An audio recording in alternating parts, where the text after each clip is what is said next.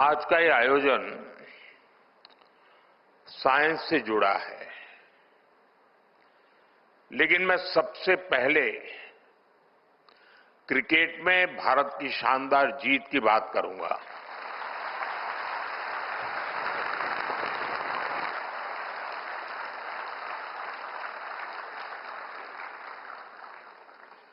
पूरा भारत अपनी cricket team की सफलता से बहुत खुश है। ये भारत का पहला विमेन्स वर्ल्ड कप है। मैं हमारी विमेन क्रिकेट टीम को बहुत बहुत बधाई देता हूं। हमें आप पर गर्व है। आपकी ये सफलता देश के करोड़ों नौजवानों को प्रेरित करेगी। साथियों, कल भारत ने साइंस और टेक्नोलॉजी की दुनिया में भी अपना परचम लहराया है। कल भारत के वैज्ञानिकों ने भारत की सबसे हैवी कम्युनिकेशन सैटेलाइट को सफलतापूर्वक लॉन्च किया है। मैं इस मिशन से जुड़े सभी वैज्ञानिकों को इसरो की भी बहुत बहुत बधाई देता हूं। साथियों, आज भी साइंस और टेक्नोलॉजी की दुनिया में बहुत बड़ा दिन है। 21वीं सदी के इस समय में बहुत आवश्यकता थी कि इमर्जिंग साइंस, टेक्नोलॉजी और इनोवेशन पर मंथन के लिए दुनिया भर के एक्सपर्ट एक साथ जुटे और वो मिलकर के दिशा दिखाएं। इसी आवश्यकता ने एक विचार को जन्म दिया और इसी विचार से इस कॉन्क्लेव का विजन बना। मुझे खुशी है कि आज वो विजन इस कॉन्क्लेव के रूप में शेप ले रहा है। कई मंत्रालय, प्राइवेट सेक्टर, स्टार्टअप्स और स्टूडेंट्स इस प्रयास में एक साथ है। ये हमारे लिए सम्मान की बात है कि आज हमारे बीच एक नोबेल लॉरिएट भी मौजूद है। मैं आप सभी का बहुत बहुत अभिनंदन करता हूं।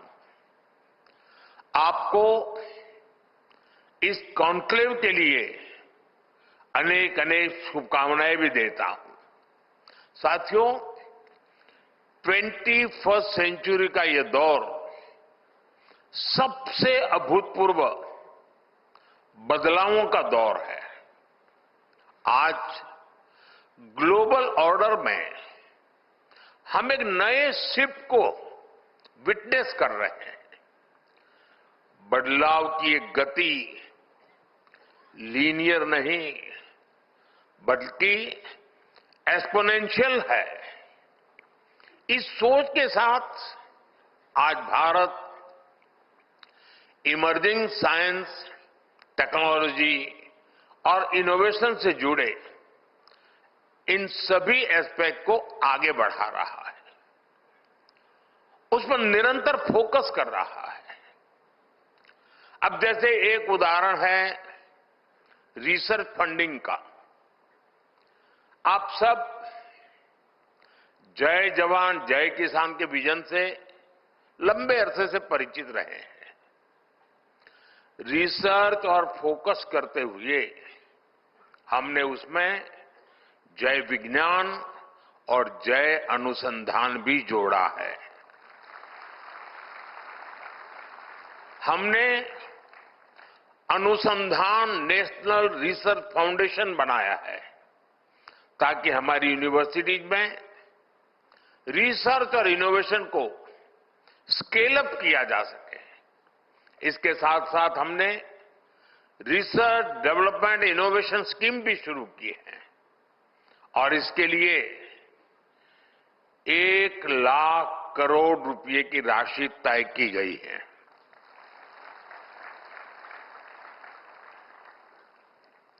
आपको लगता होगा ये 1,00,000 करोड़ मोदी के पास रहने वाला है, इसलिए ताली नहीं बजा रहे हो।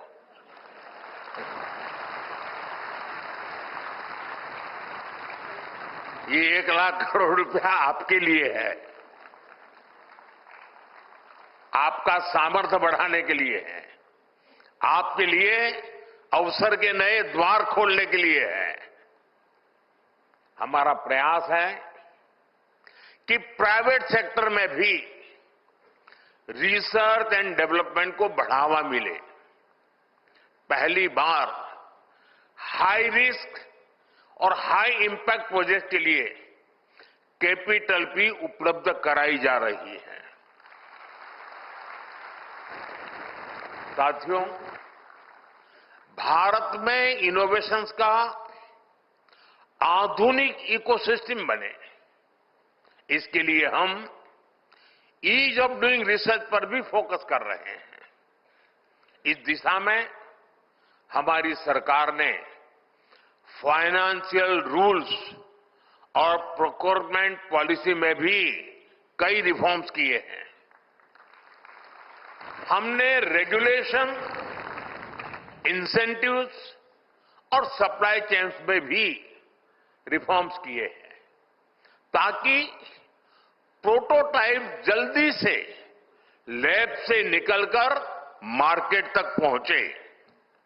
साथियों, भारत को इनोवेशन हब बनाने के लिए पिछले कुछ वर्षों में जो नीतियां बनी, जो निर्णय हुए, उसका असर अब साफ साफ दिखाई दे रहा है। मैं आपके सामने बड़े संतोष के साथ कुछ आंकड़े रखना चाहता हूं। वैसे मैं स्वभाव से बहुत जल्दी संतोष मानने वाला व्यक्ति नहीं हूं, लेकिन ये संतोष मेरा बीते हुए कल के संदर्भ में है। आने वाले कल के संदर्भ में अभी मेरा संतोष तो बहुत बाकी है, हमें बहुत आगे जाना है। पिछले दशक में हमारा R&D एक्सपेंडिचर 2 गुना हुआ है। भारत में रजिस्टर किए गए पेटेंट्स की संख्या 17 गुना बढ़ी है। 17 टाइम्स का इंक्रीज। स्टार्टअप में भी भारत अब दुनिया का तीसरा सबसे बड़ा स्टार्टअप इकोसिस्टम बन गया है। हमारे 6,000 से अधिक डीप टेक स्टार्टअप्स आज क्लीन एनर्जी, एडवांस मटेरियल्स जैसे क्षेत्रों में काम कर रहे हैं। भारत का सेमीकंडक्टर सेक्टर भी अब उड़ान भर चुका है। बायो इकोनॉमी की बात करें तो 2014 में ये $10 बिलियन की थी। आज ये करीब $140 बिलियन तक पहुंच चुकी है। साथियों, पिछले कुछ वर्षों में हमने कई सनराइज डोमेन्स में भी कदम बढ़ाया है। Green hydrogen, quantum computing, deep sea research, critical minerals, इन सभी डोमेन्स में भारत ने अपनी प्रॉमिसिंग प्रेजेंस दर्ज करा दी है। साथियों, जब साइंस को स्केल मिलती है, जब इनोवेशन इंक्लूसिव बनती है और जब टेक्नोलॉजी ट्रांसफॉर्मेशन लाती है, तो बड़ी उपलब्धियों की नींव मजबूत होती है, तैयार हो जाती है। पिछले 10-11 वर्षों में भारत की यात्रा इसी विजन का उदाहरण है।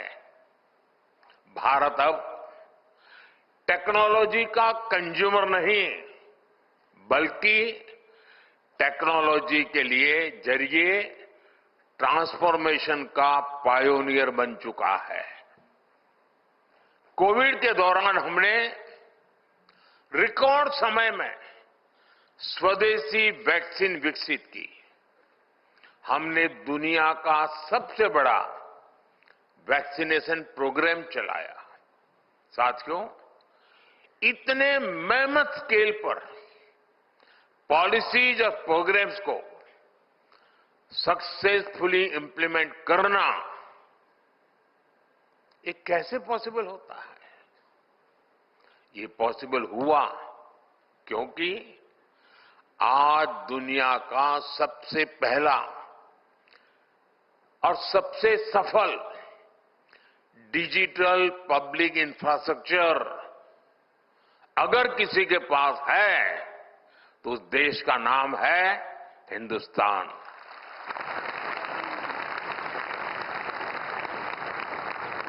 हमने 2 लाख ग्राम पंचायतों को ऑप्टिकल फाइबर से जोड़ा है। मोबाइल डेटा को डेमोक्रेटाइज किया है। साथियों, बीते वर्षों में अगर हमारा स्पेस प्रोग्राम चांद और मंगल तक पहुंचा तो साथ ही हमने अपने किसानों, मछुआरों को स्पेस साइंस के लाभ से भी जोड़ा। और निश्चित तौर पर इन सभी उपलब्धियों के पीछे आप सबका योगदान है।